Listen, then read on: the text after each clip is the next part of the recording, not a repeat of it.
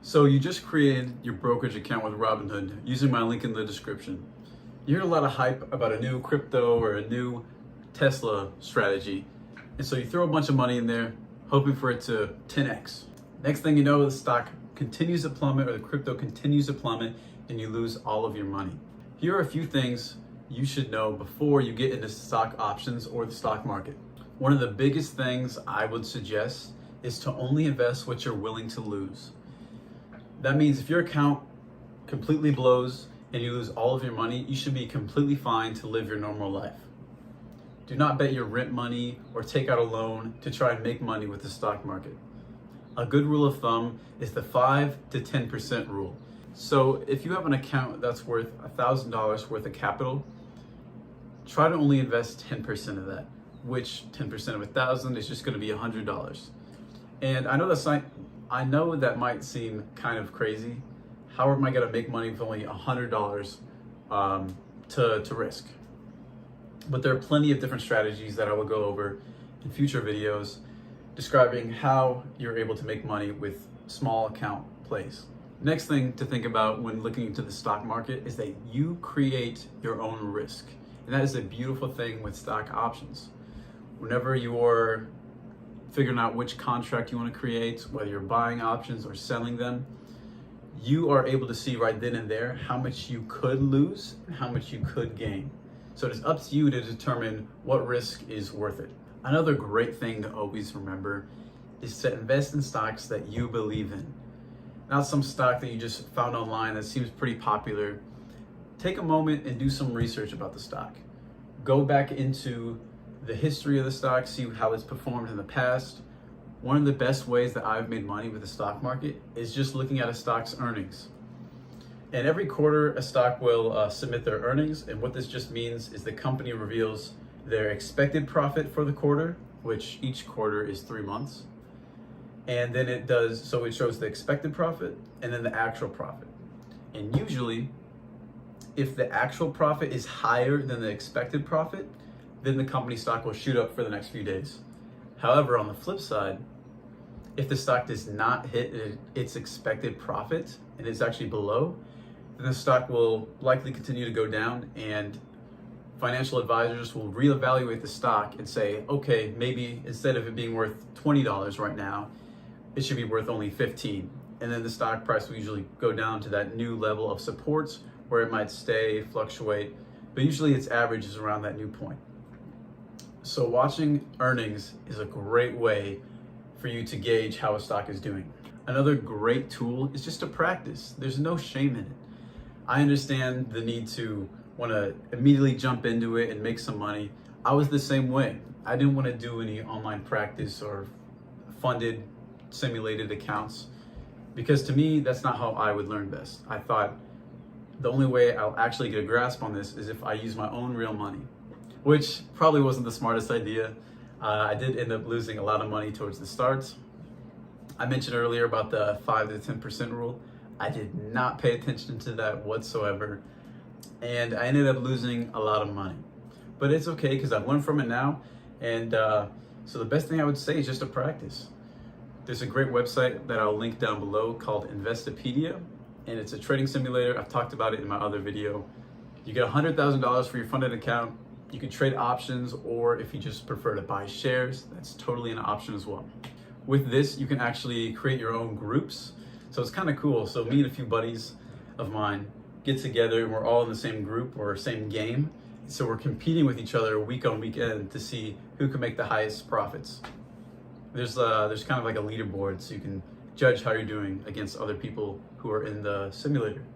My videos are mainly going to focus on just stock options, but part of stock options is owning shares. And that happens whenever you're selling puts and these contracts actually executed. And there's nothing wrong with owning shares. It is completely safe and it's a great long run strategy. If you think options are a little bit overwhelming or you don't want to continuously manage your position, a great rule of thumb is that with the stock market, over time, it'll continue to go up. So usually if you find a good stock that's undervalued, buy it at a great price, And if you just hold it for maybe a few weeks, months, even a year, and you could be easily making 20, 30% on that position. If you are looking for a few stocks to buy into, there are a few different types, but I think two are that are just the main different types of stocks if you're just wanting to buy stocks. One is just going to be growth stocks, and these are stocks that you just buy in and hope that they're going to grow up. A lot of technology stocks are really great to buy in because there's a lot of volatility, which means the market moves a lot. So some days you might have 10%, the stock might be up 10% in one day. However, on the flip side, there's a good chance that the stock could drop and dip down for a while. So you got to be careful and choose smart stocks when you are just buying shares. But the point being, when you're buying shares, as long as you're willing to hold out that stock, you're likely going to gain money on it just by holding it if it's a good stock. But the second form of stock to own is actually called a dividend stock, and these are my preferred stocks over growth stocks. If you're younger, they say it's better just to buy growth stocks because you buy it right now and it's $50, and by the time you're ready to retire, maybe it's $200. To me, that's not the best strategy, although it is safe. I prefer dividend stocks. And what dividend stocks is the company will pay its shareholders each month or each quarter, depending on what stock it is. And this will just be a percent called the dividend percent. Usually it's around 2 to 3% of the stock share price. So let's say you have a stock that's worth $100. If it has a 3% dividend yield, then that means at the end of the year, you will have gained that 3%. But throughout that year, it'll distribute that money each quarter or month, depending on the stock. One of the biggest things that has helped me with stock options and just learning about the stock market in general is surrounding myself by information and by people who are interested in this information. It first started off with just a few YouTube videos, and then it was my TikTok page and then Instagram page. All of those are filled with information about stocks and the stock market. So the mindset I like to have is if you're continuously learning about your strategy or whatever stock you want to put your money in, that is one of the most beneficial things I've come to discover. Whether it's testing out new strategies or just showing off a new stock that might be something you're interested in, it's always a good idea to spread yourself with information. Another great thing I've found is just to talk to people around me. I've talked to coworkers, family members, friends, anyone who's in your circle. Just ask them, hey, are you interested in stocks? I'm trying that out a little bit. I'd encourage you to as well. And it's great motivation. For me, my brother and I have been working together and we share all of our different trades, all of our different strategies. If there's a strategy that has worked well for me or a certain stock that's made me a lot of money, I'll share it with him and give him all the information to try to set him up for success. And he does the same with me. He's really big on the crypto right now. The Shiba coin has been going absolutely crazy. That's what I'm looking at right now over here. Within the past week, it's gone over 250%. And he actually entered his position a little bit before that, so he's up over 300% on his position. So however much money he put in, add 300% to that, and that was what his profit is. And things like that. So he mentioned that he was doing well with this crypto coin. And so I thought, okay, I'm gonna enter this position. So I put so I ended up buying a few shares of this crypto, and I'm up over 50%. So just little things like that are great. But anyways, the point I'm trying to make is a key factor about the stock market is just surrounding yourself by information. Whether it's social media like Reddit or Discord, or even just TikTok or YouTube. All of those are great places to try and form a community that will enable you to learn and expand your knowledge about stocks. The last thing I'm gonna mention, and this is probably the most important thing you should think about before you enter the stock market. Focus mainly on your percent gains. I know it can be kind of exciting whenever you're up $100 or up $20, but when you start fixing your mindset to look at the dollar amount, you tend to get a lot of emotion involved. And that is a huge thing when it comes to the stock market. It's something I've struggled with in the past when I used to day trade. I'd always get emotionally invested. Let's say there's a stock that you really like. Let's just say Kraft mac and cheese, for example.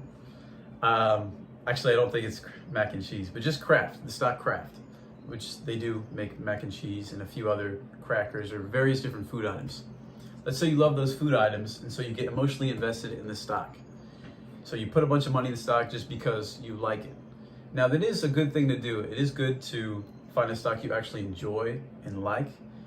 This will help motivate you to try to make more money off of it.